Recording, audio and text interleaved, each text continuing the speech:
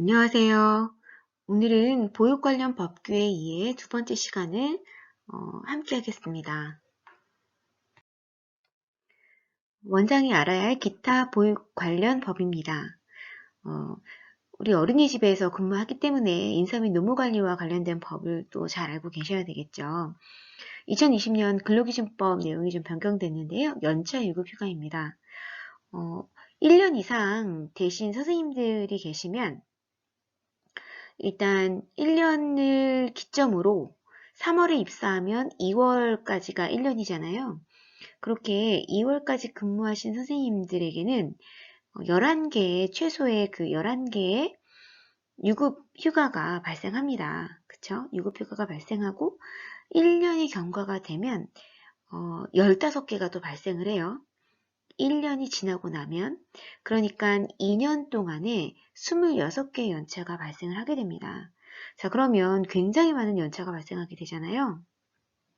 그래서 이제 이 연차를 사실은 2020년도에서 2021년 2월까지 다 쓰는 게 아니라 22년 12월까지 쓸 수 있도록 해놨단 말이에요. 그러다 보니까 26개를 22년 12월까지 엄청 많이 써야 되잖아요. 어려움이 있었어요. 그래서 촉진 제도를 만들었습니다. 음, 연차를 빨리빨리 써라. 그런데 이렇게 촉진함에도 불구하고 연차를 소진하지 않을 경우에는 연차 휴가에 대한 금전 보상이 면제가 되는 이렇게 사용 촉진 제도를 신설하게 되었습니다. 그래서 이제 여기서 보시면 법 60조 제2항에 따라서 1년간 80% 미만을 출근하여 1개월 개근 시 1일씩 발생한 연차 휴가에 대한 사용 촉진 제도 도입을 했단 말이죠. 그래서 이제 1차 촉진이 있고 2차 촉진이 있는데요. 1차 촉진 같은 경우에는 입사일로부터 1년의 근로기간이 끝나기 3개월 전부터 10일 이내에 그 다음에 이후 발생한 연차휴가는 2일은 1개월 전부터 5일 이내에 근로자에게 서면으로 촉구할 수 있도록 해놓았습니다. 근로자의 남은 연차휴가 일수를 알려주면서 촉구일로부터 10일 이내의 사용 시기를 정하여 통보할 것을 요구하는 것이고요. 2차 촉진 같은 경우는 근로자가 1차 촉진을 받은 때로부터 10일 이내의 사용 시기를 미통보했을 경우 2차 촉진을 보내는 겁니다. 근데 입사일로부터 1년의 어떤 근로기간이 끝나기 1개월 전, 연차휴가 2일 남은 것은 10일 전까지 근로자에게 서면 통보를 하는 거죠. 아예 근로자에게 연차휴가의 사용 시기를 그냥 아예 정해서 통보하는 걸 2차 촉진이라고 볼 수 있겠습니다. 자세한 내용은 또 표로 한번 보여드릴게요.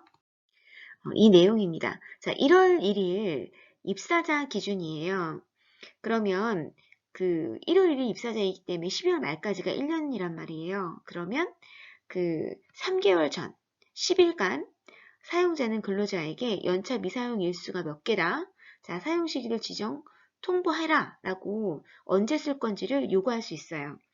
이때 그러니까 9개가 발생한단 말이죠. 10월까지. 그쵸? 한 달에 만근하니까 1개월을 만근하면 2월에 생기는 거예요. 그쵸? 그러면 총 11개가 생긴단 말이에요. 12월까지. 그러니까 10월까지는 10일, 열흘간 홍보를 하고 9일을 이때까지 쓰라고 안내하는 거죠. 자, 그러면 10일 이내에 사용 시기를 통보해야 돼요. 근로자는 사용자한테. 근데 이거를 사용자에게 통보를 하지 않았어요. 자, 그러면 사용자는 근로자에게 2차 촉진을 안내합니다. 자, 그러면 11월 30일, 1개월 전까지 아예 너 언제 쉬어라 라고 아예 사용 시기를 지정 통보하는 거예요. 이게 2차 촉진입니다. 자, 그 다음에 마지막 2개의 연차가 이제 남는 건 한 달 전에 5일간 통보하라고 되어 있어요.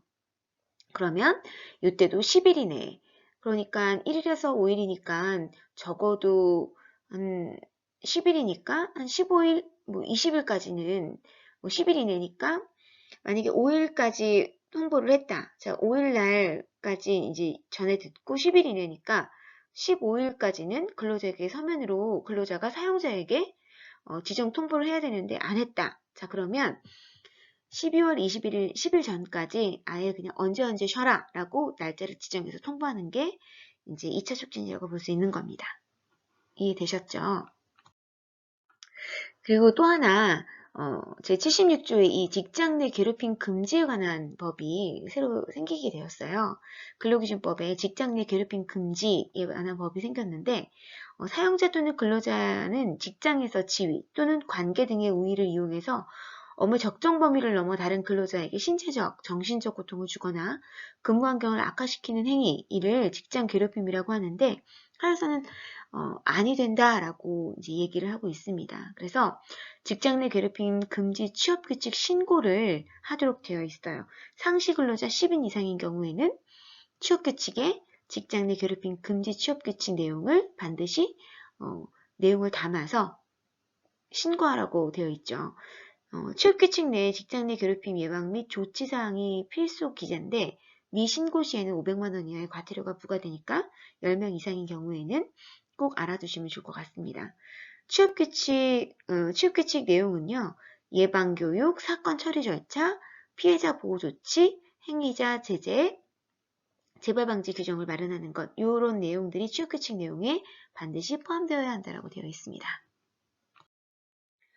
직장 내 괴롭힘 발생 시 조치사항인데요. 직장 내 괴롭힘이 발생하는 경우 사용자는 즉시 이를 조사하고 피해 직원이 희망에 따라서는 근무 장소를 변경하거나 유급 휴가 명령 등 적절한 조치를 취하도록 해야 합니다. 만약에 사용자가 직장 내 괴롭힘 발생 사실을 신고하거나 피해를 주장했음에도 불구하고 해고 또는 불이익 처우를 하는 경우에는 3년 이하의 징역 또는 3천만 원 이하의 벌금에 처하도록 하였습니다. 그러니까 지금 기간도 그쵸? 그 다음에 금액도 굉장히 큰 것을 볼 수가 있습니다.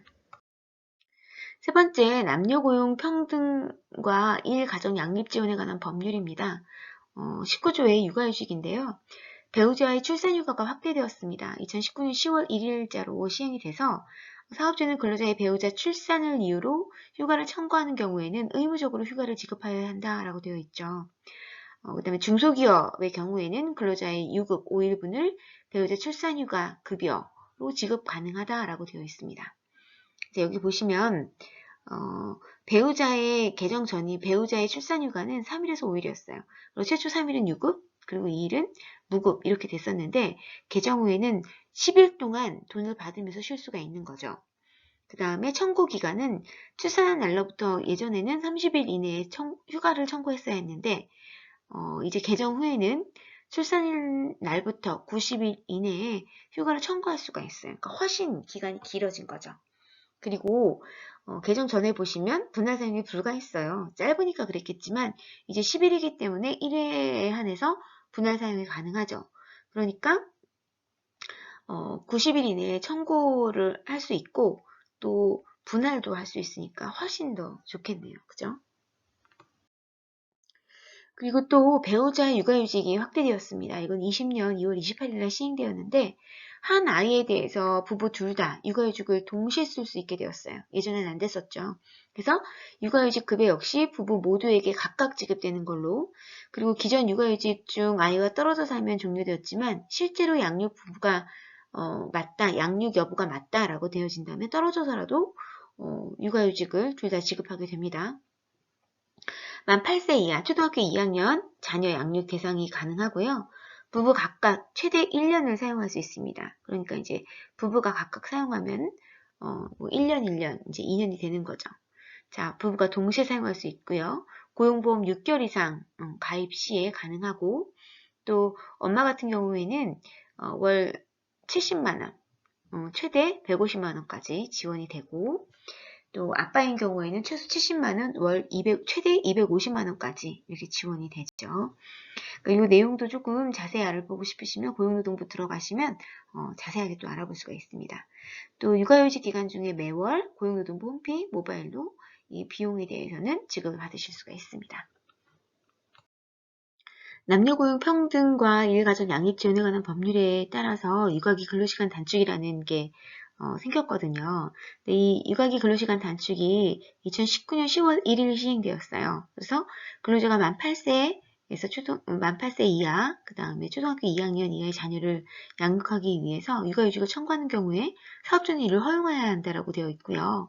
개정된 법에서는 육아기 근로시간 단축제도의 사용기간과 단축시간, 단축급여의 수준을 확대하였다는 거, 그다음에 경력 단절이 우려되는 근로자는 육아휴직 대신에 육아기 근로시간 단축 제도를 신청하여 근속이 가능하다라고 하는 게 훨씬 더 좋아진 거죠. 네, 여기 보시면 개정 후에 보시면 육아휴직과 육아기 근로시간 단축 도합 2년을 사용할 수 있다고 되어 있어요. 그런데 이게 19년 10월 1일 시행이잖아요. 요 전에 육아휴직을 다 썼으면 사실은 육아기 근로시간 단축을 쓸 수가 없어요. 뭐 5일이라도 10일이라도 한 달이라도 남았을 때는 예, 근로시간 단축해서 1년을 더 쓸 수가 있게 됩니다. 1년하고 이제 며칠 더 쓸 수 있는 거죠. 도합 2년을 쓸 수 있게 되는 거예요. 자, 이게 이제 조금 달라진 부분이고, 자, 그 다음에 육아휴직을 예전에는 이제 한 번에 썼어야 됐는데 나눠 쓸 수 있다라고 하는 거, 이것도 지금 되게 좋아졌고요. 단축 시간도 1일 1시간에서 5시간까지 단축을 해줘요. 그래서 근로시간이 15시간에서 35시간까지 늘어나죠. 그러니까 1시간 단축하면 급여에 그 차감은 없어요. 100% 통상임금의 100%를 준다라고 되어 있는데 사실은 그렇지 않고요. 한 92에서 95% 정도 금액이 좀 깎이는 걸 볼 수가 있어요. 그래도 80%보다는 훨씬 높잖아요. 그러니까 괜찮죠. 그래서 월 상한액은 200만 원까지. 그래서 이제 저희 직원도 보니까 1시간씩 썼을 경우에는 한 조금씩 깎이는 100%라고는 하지만 조금씩 깎여서 지급받는 걸로 이제 알고 있고요. 이걸 또 잘 활용하면 또 어떻게 해요?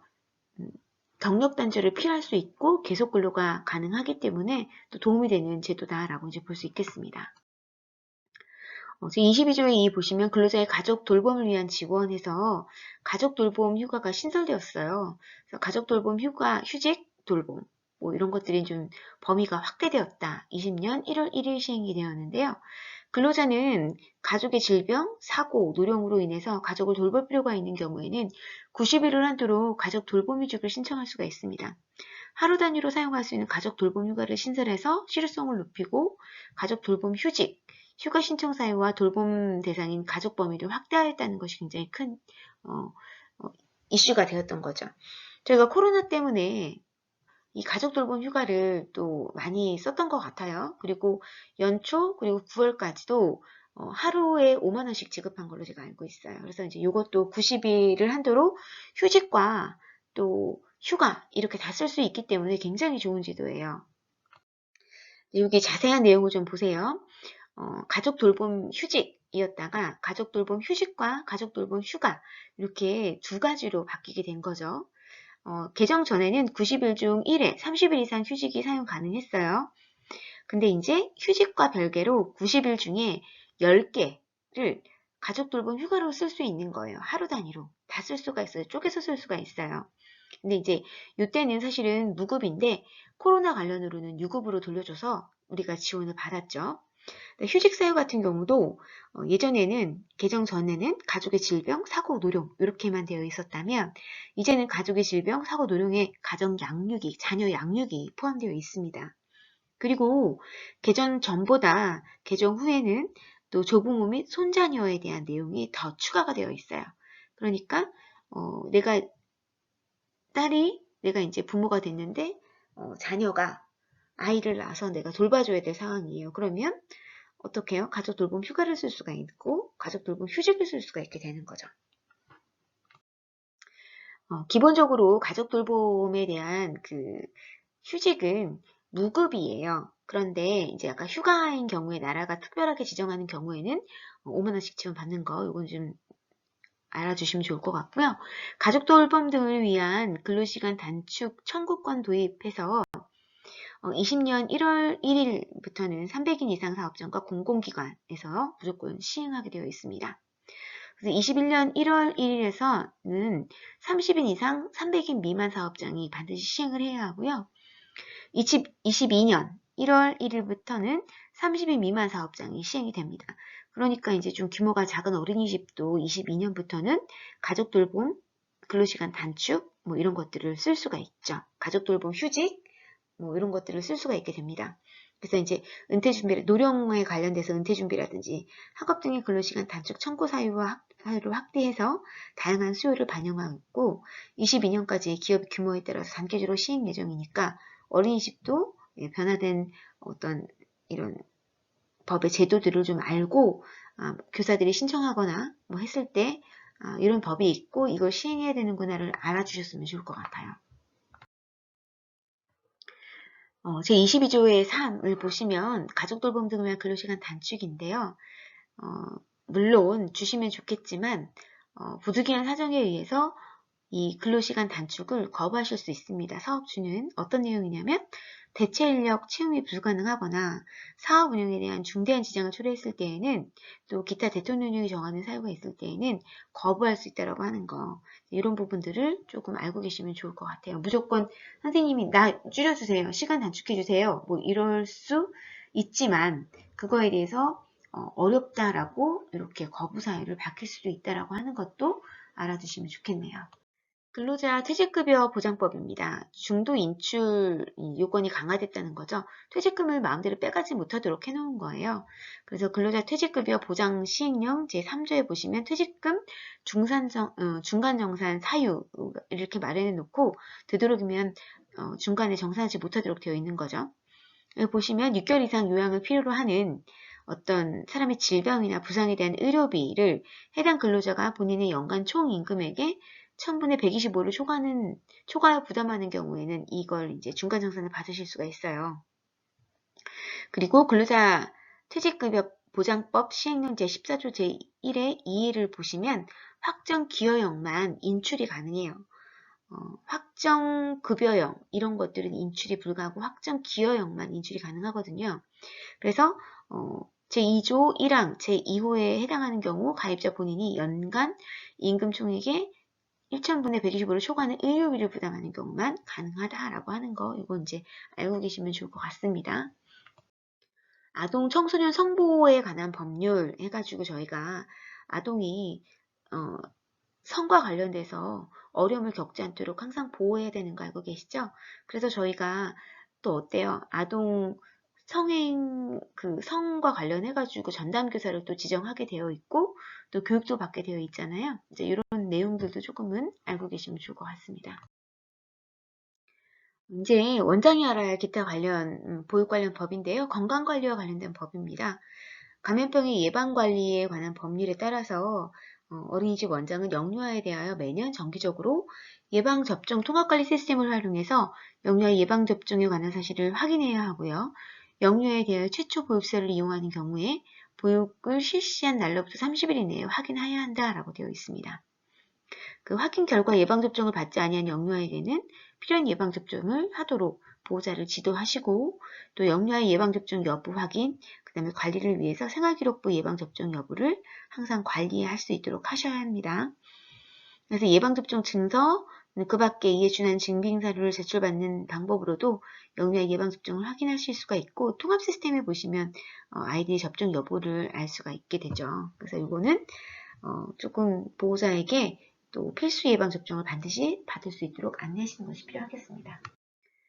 그다음에 감염병 예방 및 관리에 관한 법률 제2조 2에서 4를 보시면 어린이집의 장은 보육, 아동 또는 보육교직원에게 식중독으로 의심되는 증상 발견 시 즉시 시군 구청장에게 보고하도록 되어 있고요. 감염병 예방 및 관리에 관한 법에 따라 제1급 감염법부터 제3 감염병까지 해당하는 감염병 중 보건복지부령으로 정하는 감염병이 발생한 경우 또는 의심이 되는 경우에 즉시 관할 보건소에 신고하셔야 합니다. 그러니까 1급부터 3급 감염병은 우리는 신고를 할 필요가 있어요. 어린이집에서는 어린이집 발병 시 신고할 감염병이 코로나19, 홍역, 유행성 인화선염, 농가진, 수두, 결핵, 성목열, 무균성 수막염 이런 것들이죠. 그런데 우리가 신고하지 않아도 되는 것들이 있어요. 뭘까요? 혓바닥에 마구 나는 수족구. 자, 이거는 수족구 발생은 특정 병원에서만 신고할 수 있도록 되어 있거든요. 그러니까 이제 우리가 신고해야 되는 법과 신고하지 않아야 되는 감염병이 있다는 게 있죠. 1급부터 3급까지는 무조건 우리는 관할 보건소에 신고해야 합니다. 어린이집 원장들도. 그쵸? 그런데 4급에 해당하는 것들은 사실은 4급 이하에 해당하는 것들은 저희가 굳이 신고하지 않아도 된다라고 하는 거 그냥 알고 계시면 좋을 것 같습니다. 1급 감염병을 보시면 생물 테러 감염병 또는 치명률이 높거나 집단 발생 우려가 커서 발생 또는 유행 즉시 신고해야 하고 음압 격리와 같은 높은 수준의 격리가 필요한 어떤 감염병으로 이제 굉장히 위험한 거죠. 그쵸? 2급 감염병도 마찬가지예요. 전파 가능성을 고려해서 발생 또는 유행 시 24시간 이내에 신고해야 하고 격리가 필요한 감염병. 이제 음압 격리까지는 아니지만 그래도 조금은 위험한 감염병인 거죠.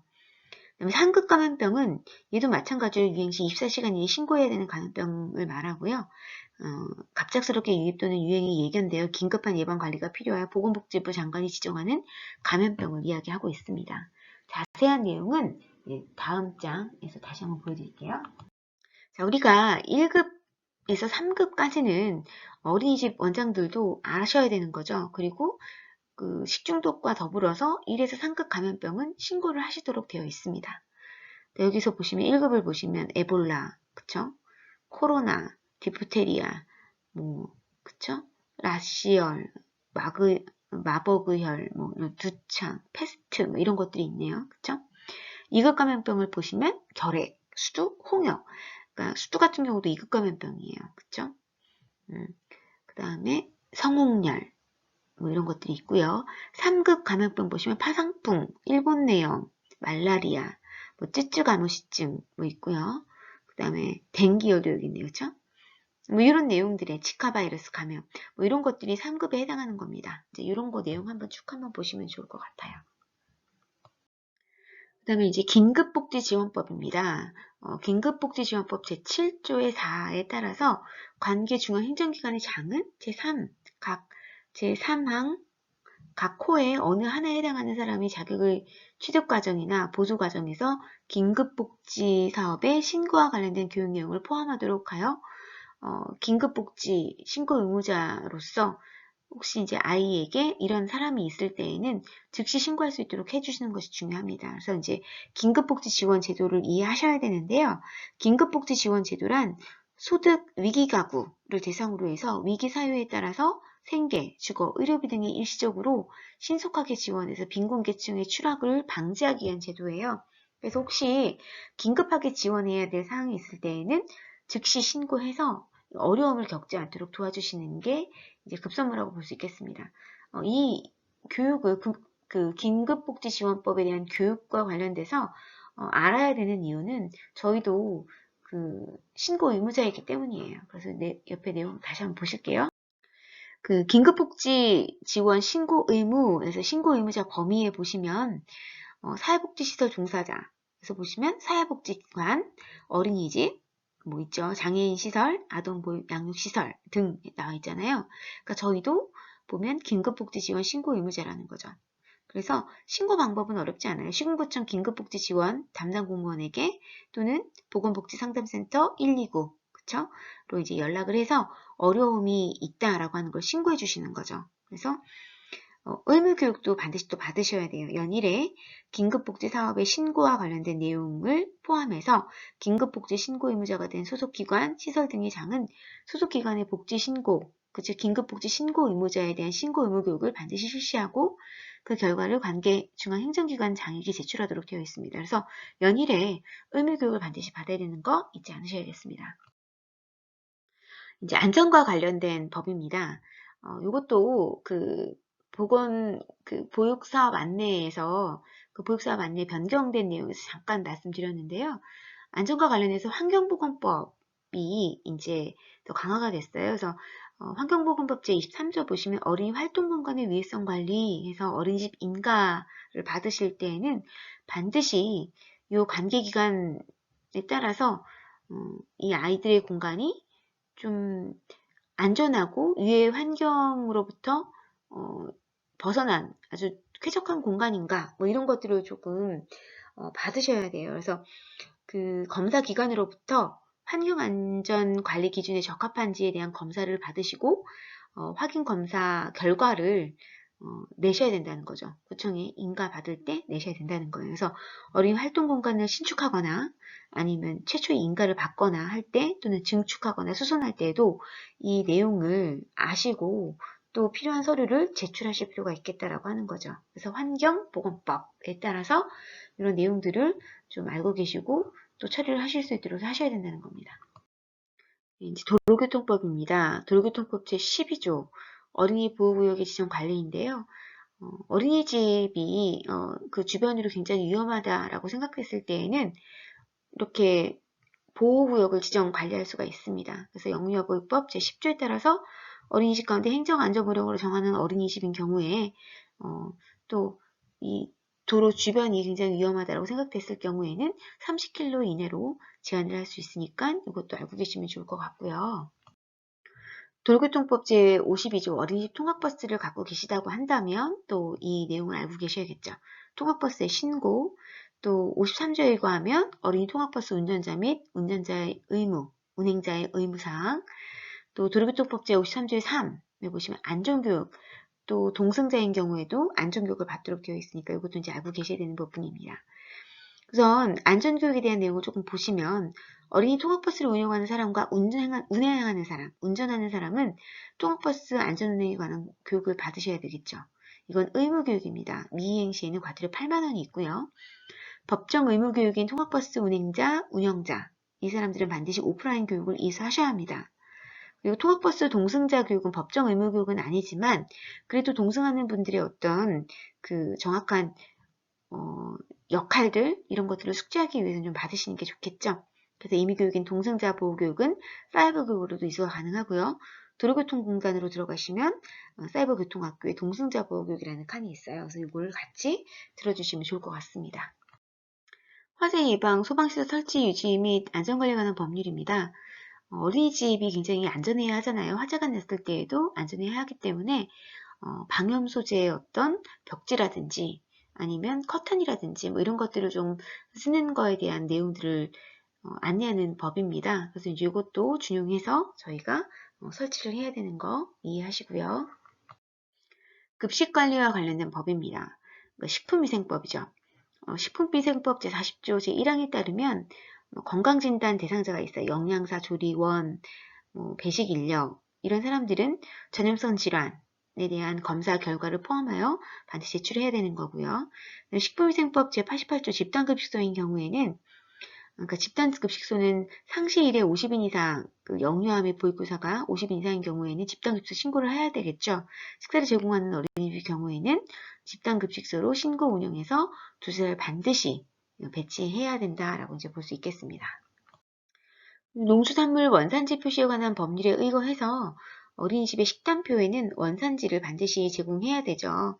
그래서 식단표에 반드시 그 농수산물의 원산지를 표시해야 되는 항목들이 있습니다. 뭐 쇠고기, 돼지고기, 닭고기, 오리고기, 양고기, 쌀, 배추, 고춧가루, 콩, 넙치, 조피볼락, 참돔, 미꾸라지, 뱀장어, 낙지, 명태, 고등어, 갈치, 오징어 뭐 이런 거에 관련돼서는 원산지를 반드시 표시해 주셔야 된다는 거 잊지 않으셔야겠습니다. 그리고 올해 초에 또 그 유치원에서 집단으로 식중독이 또 발생했잖아요. 그러면서 서울시도 급식시설 긴급 전수점검 나갔었어요. 그쵸? 그때 이제 봤던 내용들입니다. 보존식 잘하고 있는지, 유통기한 경과식자재가 있는지, 조리종사자 건강검진 했는지, 위생적 취급 기준을 준용해서 음식물을 다루고 있는지, 집단급식소라면 운영자 준수사항 등을 잘하고 계신지, 식재료 공급, 유통, 구입, 보관, 조리, 배식 단계별 위생관리를 잘하고 계신지, 또 원산지 표시가 적정한지, 영업자, 종사자가 마스크를 착용하고 계신지, 주기적으로 환기를 하고 있는지, 그다음에 공용 사용 물건과 표면 소독을 하고 계신지, 뭐 이런 것들을 좀 점검을 했었어요. 그러니까 이거는 항상 우리가 긴장하면서 꼭 지켜줘야 할 부분이다라고 이제 볼 수 있겠고요. 사실은 보존식 같은 경우는 집단급식소일 경우에가 134시간 동안 하는 거죠. 그래서 이건 알고 계시면 좋을 것 같고요. 적발대상 식품위생법, 원산지 표기법 뭐 이런 것들을 안 하셨을 때에는 20만원, 300만 원까지 과태료가 처분이 됩니다. 그러니까 이 부분도 조금은 잘 준용하셔서 이런 일들이 과태료 처분을 받으시는 일들이 없으셨으면 좋겠습니다. 집단급식소인 경우에 이제 이야기고요. 이제 올바른 보존식 보관 방법입니다. 그래서 이제 이 내용은 한번 잘 보시기 바랍니다. 그리고 어린이집 운영과 관련돼서 법과 관련하여 보육교직원이 받아야 하는 교육을 좀 정리해 보았어요. 그래서 이제 보육교직원 직무교육은 반드시 받아야 되겠죠. 그다음에 장기 미종사자 교육, 직무교육 이것도 반드시 받아야 된다라고 말씀드렸어요. 여기 보시면 보수교육을 반드시 신청하셔야 돼요. 그쵸? 그래서 요거 40인 장기 미종사자 교육 반드시 받아야 되는 거 꼭 알고 계시면 좋을 것 같고, 그 다음에 특별직무교육이 있죠. 요것도 확인하시고, 보육교직원 승급교육, 그 다음에 어린이집 원장 산안직무교육 요것도 또 있죠. 그 다음에 아동학대 예방 및 신고 의무자에 대한 교육, 보육교직원의 안전교육, 어린이집 놀이시설이 있다면 놀이시설 안전교육이 있고요. 그다음에 교통안전교육 있죠. 운행하시거나 차량을 운행하실 때에는 또 교육을 반드시 받으셔야 되는 거 2년 주기로 받죠.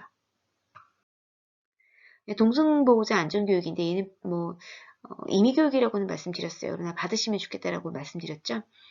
그다음에 성면 건축물 안전관리인 교육해서 모든 어린이집에 성면이 조금이라도 있으면 다 교육을 받도록 이제 변경됐어요. 그래서 최초는 8시간, 또 이제 보수는 4시간 이렇게 달라지죠. 얘도 한 2년에 이 1회로 이제 교육이 진행됩니다. 소방안전관리자에 대한 실무교육도 있죠. 만약에 이제 어린이집이 방화관리자다라고 하면, 원장님이 방화관리자다라고 하면 최초에 한번 최초의 교육을 받으시고 2년에 한 번씩 교육을 받으셔야 되는 거죠. 그래서 이것도 알고 계시면 좋을 것 같고, 응급처치 교육, 심폐소생 등을 포함한 것도 시간 4시간 주기는 매년 받을 수 있도록 해주셔야 된다는 거. 그리고 또 이제 여기에는 반드시 뭐예요? 실습을 포함했다라고 하는 것들이 이제 뭐 이수중이나 이런 데 조금 나와 있어야겠죠. 다중이용시설 등의 실내 공기질 관리자 교육입니다. 최초의 교육을 받으신 후에 3년에 한 번씩 받으시면 되는데요. 연면적 430제곱미터 이상인 원장 또는 관리 책임자인 경우에는 반드시 교육을 좀 받으셔야 되는 부분이고, 개인정보보호 교육은 뭐 전체 보육교육이 다 받으셔야 되는 부분이죠. 왜냐면 다 개인정보를 관리하고 계시잖아요. 그죠? 식품위생 교육입니다. 50인 이상 집단급식소인 경우에는 원장님께서 반드시 교육을 받으셔야 돼요. 신규교육은 6시간, 재교육은 3시간인데 주기는 1년, 그러니까 매해 교육을 받으셔야 되는 부분이고요. 그 다음에 집단급식소인 경우에는 조리사, 영양사가 6시간 동안 교육을 또 이 식품위생법 관련해서 교육을 받으셔야 합니다. 시간 6시간인데 주기는 2년 이렇게 해서 받으시면 되겠습니다. 성폭력 예방교육도 있고 성희롱 예방교육도 있고 연 1회 다 받으셔야 되는 부분이고요. 장애인식 개선교육도 저희가 연일에 다 받으셔야 되는 부분이고요. 그 다음에 긴급지원 신고의무자 교육, 이게 이제 새롭게 들어온 거라고 제가 말씀드렸잖아요. 모든 보육교직원이고 시간은 1시간 이상, 주기는 매년 할 수 있도록 되어 있습니다. 여기 긴급지원 신고의무자 교육 이 내용도 잊지 않으셔야 된다는 거. 지금까지 원장이 어린이집을 운영할 때 필요한 다양한 법에 대해서 좀 알아봤습니다. 잘 적용하시고 또 알고 계시면 또 도움이 되는 내용들이라서 잘 숙지하시고 운영에 참고가 되셨으면 좋겠습니다. 긴 시간 동안 고생하셨습니다. 감사합니다.